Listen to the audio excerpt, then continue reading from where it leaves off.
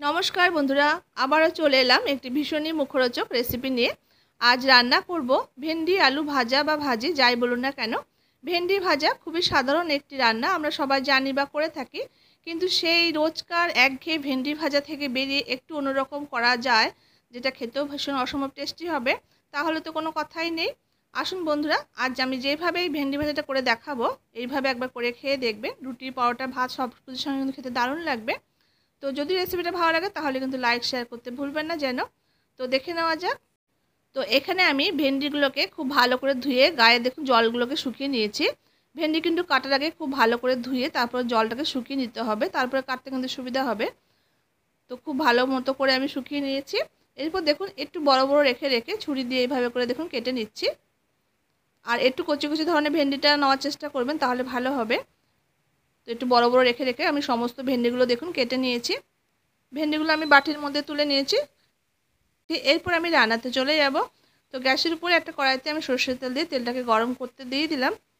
এবার তেলটা গরম হয়ে গেলে এখানে হাফ টিস্পুন আমি জিরে ফোড়ন দিয়ে দিয়েছি। আর এখানে হাফ টিস্পুন পরিমাণ একটু কালো জিরে দিয়েছি। জিরে আর কালো জিরে একসঙ্গে ফোড়ন হিসেবে দিলে কিন্তু বেশ ফ্লেভারটা ভালো লাগবে। আর এখানে 6-7টা রসুনকে একদম কুচি করে দিয়ে দিয়েছি তেলের মধ্যে। এবার এই রসুনটাকে নাড়াচাড়া করে একটু ভেজে নেব। রসুনটা মিনিট 2 মতো নাড়াচাড়া করে ভেজে নেওয়ার পর এখানে আমি একটা বড় সাইজের পেঁয়াজকে স্লাইস করে করে কেটে নিয়েছি, একটু বড় বড় রেখে রেখে। এবার পেঁয়াজটা দিয়ে নাড়াচাড়া করে পেঁয়াজটাকে হালকা করে একটু ভেজে নেব।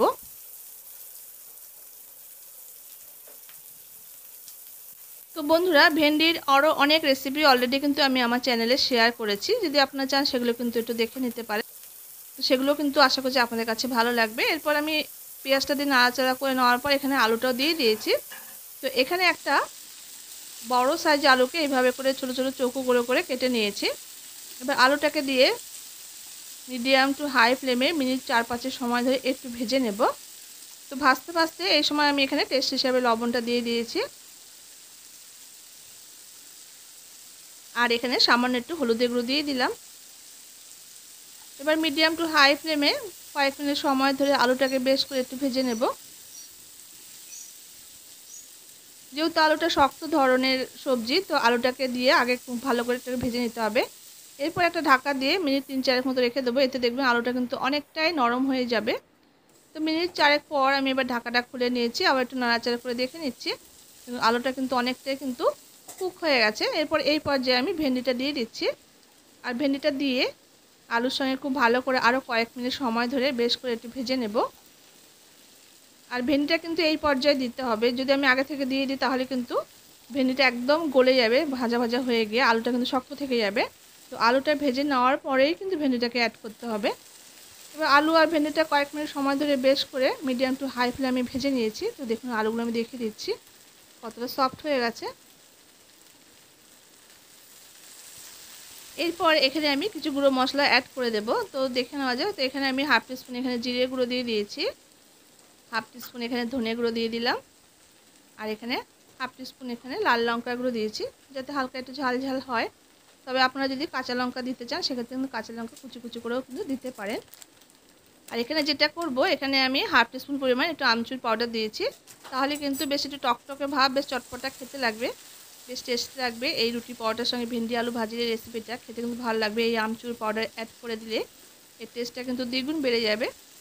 এরপর আমি এখানে প্রায় 1 মুঠো মতো চিনেবাদাম নিয়ে নিয়েছি। চিনেবাদামটা মিক্সার জারের মধ্যে দিয়ে চিনেবাদামটাকে একদম গুঁড়ো গুঁড়ো করে নিয়েছি। এরপর এই চিনেবাদামটা দিয়ে দেব। তো বন্ধুরা, এইভাবে একবার এই বাদাম দিয়ে এই ভেন্ডি আলু ভাজাটা করে খেয়ে দেখবেন, ভীষণই মুখরোচক হবে এই বাদামটা দেওয়ার জন্য। যখন আপনারা খাবেন এই টুকরো টুকরো বাদামগুলো যখন মুখে পড়বে ভীষণ ভালো লাগবে। তো এইভাবে অবশ্যই একবার ট্রাই করে দেখবেন, আর আপনাদের কেমন লাগলো তা অবশ্যই কিন্তু জানাতে ভুলবেন না। তো দেখুন ভেন্ডি আলু ভাজিটা একদম রেডি।